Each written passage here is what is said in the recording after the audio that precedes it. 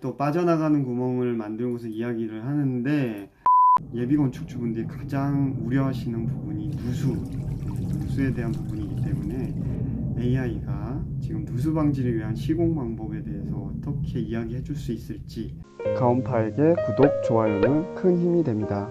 안녕하세요, 가온파의 힐링라이프입니다. 지난번 영상 보시고 깜짝 놀라셨죠? 인공지능 챗봇이 이렇게까지 신박하게 답변을 할 줄이야. 자, 오늘 영상은 지난번 영상보다 조금 더 건축 분야로 전문적인 질문을 한번 해보면 얘가 답변을 과연 할 수 있을지 몇 가지 질문을 해보고요. 그리고 여러분들 서울이나 도심이 고향이신 분들은 어디로 가야 좋을까? 이것도 고민하시잖아요. 과연 챗GPT가 답변을 해줄 수 있을까요? 인공지능 챗봇에게 물어보고 여러분들과 공유를 해드리도록 하겠습니다. 자, 바로 물어볼게요.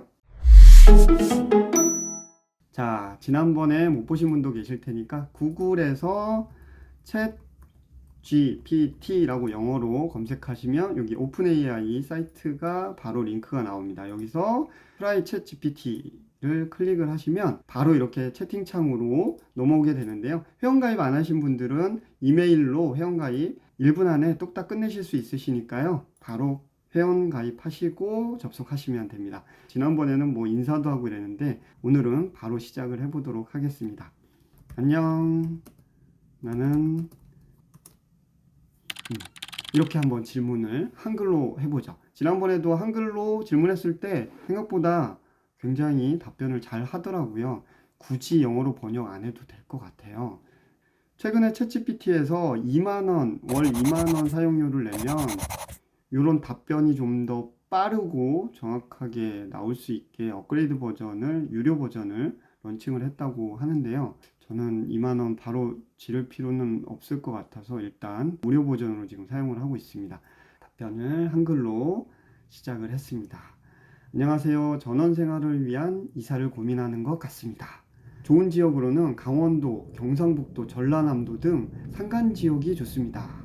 그리고 아름다운 풍경과 조용한 환경, 신선한 공기를 제공하기 때문입니다. 그 이유까지 이렇게 답변을 하고요. 또한 그곳에서는 생활 속도가 느리고 지역 주민들의 친절함 덕에 새로운 환경에 적응하기 쉬울 겁니다. 오, 감성적인 부분인데 이런 부분까지 답변을 하네요.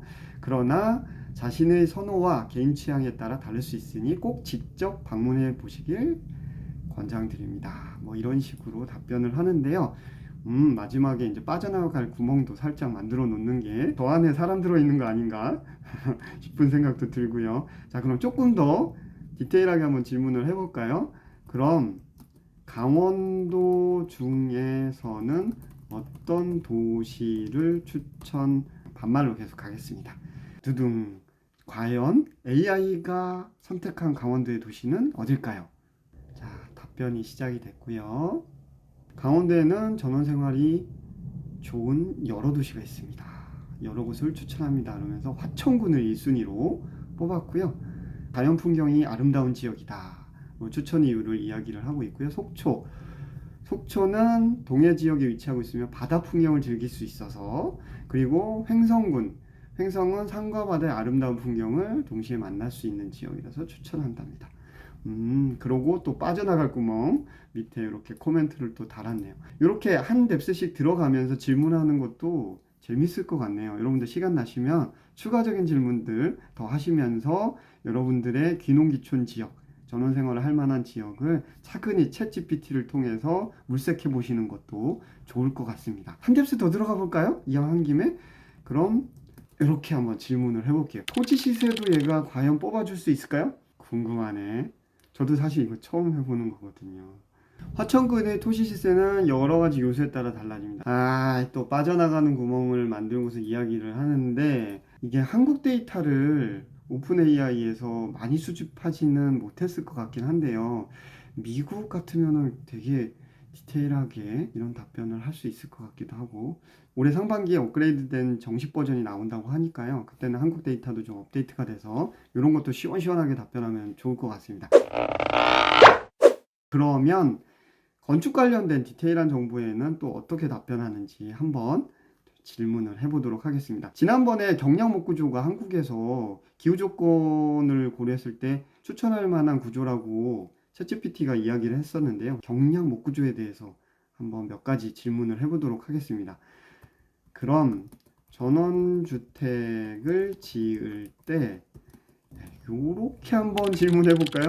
여러분들 경량 목구조 이야기할 때 일반 예비 건축주분들이 가장 우려하시는 부분이 누수에 대한 부분이기 때문에 AI가 지금 누수 방지를 위한 시공 방법에 대해서 어떻게 이야기해 줄 수 있을지 한번 지켜보도록 하죠. 자, 답을 하고 있는데요. 경량 목구조의 경우 누수 방지를 위한 적절한 건축 시공 기술이 중요하다고 얘도 강조를 해주네요.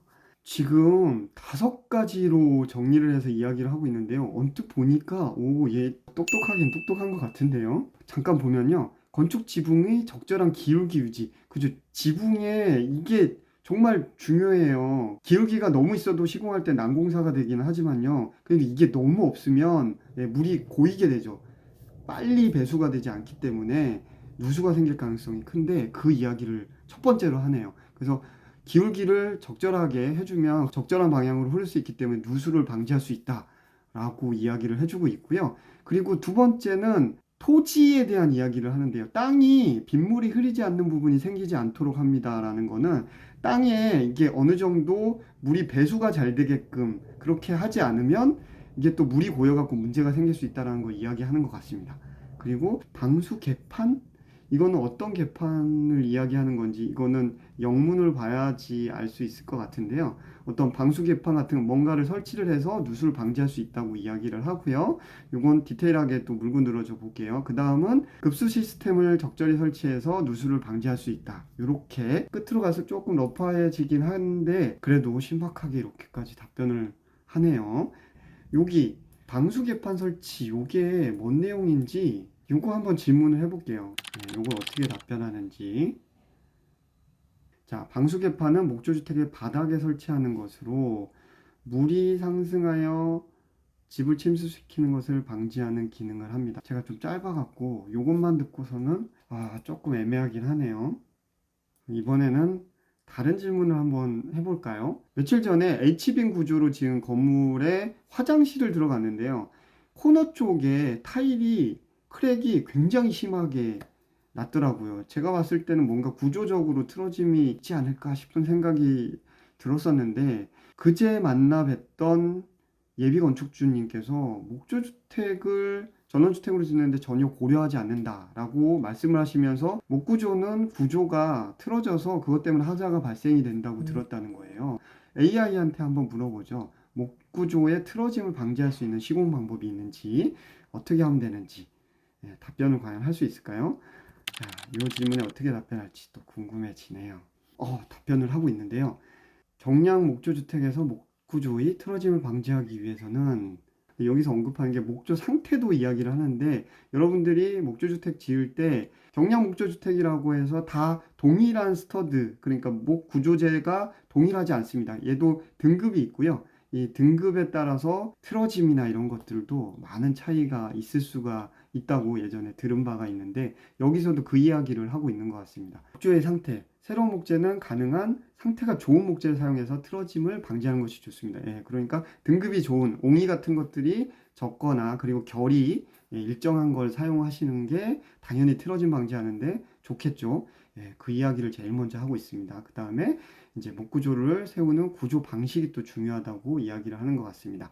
구조 방식이 적절하지 않으면 목구조의 틀어짐이 발생할 수 있으므로 구조 방식을 고려해서 건축하는 게 좋다. 적절한 제어 관리에 대해서는 예를 들어서 목재가 변형하는 것을 방지하기 위해서 확장 보조 장치를 설치하거나 그쵸. 이게 되게 중요하죠. 목 골조를 세울 때 철물을 적절하게 잘 사용하는 것에 대해서 이야기하고 싶었던 것 같습니다. 그 이야기를 하려다가 지금 3번에서 답변이 이제 멈췄는데 계속 답변해줘 라고 이야기를 했더니 또 아래쪽에 5가지 이야기를 또 늘어놓다가 마지막에 끊겼네요. 자, 두 번째 이어가는 답변에는 기초에 대한 이야기를 또 하고 있습니다. 기초 정말 중요하죠. 틀어짐을 방지하는데도 기초가 영향을 미친다 라고 이야기를 하고 있고요. 토목 구조에 대해서 안정적인 토목 구조도 중요하다 라고 얘기를 하고 높은 품질의 건축 소재 요건 아까 목재에 대한 이야기 했던 거랑 연장선상에서 이야기를 하는 것 같습니다. 안정성과 내구성을 위해서 이 좋은 목재를 사용하는 것에 대해서 이야기를 하고 있고요. 그리고 적절한 구조 설계를 하는 게 중요하다라고 또 언급을 하고 있습니다. 생각보다 여러분들이 참고하실 만한 내용들을 얘가 그래도 조목조목 짚어주죠. 어느 정도 공부가 되신 분들은 이게 좀 답답한 답변일 수 있는데, 예비 건축주분들이 이제 막 목구조에 대해서 공부하려고 하실 때는 그래도 여러분들 참고하실 만한 내용들을 적절하게 잘 뽑아내고 있는 것 같습니다. 시간이 되시는 분들은 디테일하게 물고 늘어지면서 한번 질문을 해보면 충분히 여러분들한테 도움될 만한 답변을 줄 수 있을 것 같고요. 앞으로 계속 성능이 업그레이드된 AI 인공지능 챗봇이 출시가 된다고 하니까요. 기대해 주셔도 좋을 것 같습니다. 자, 오늘 영상은 여기까지 하고요. 다음에 더 신박한 정보 있으면 여러분들께 공유해 드리도록 하겠습니다. 끝까지 봐주셔서 감사합니다.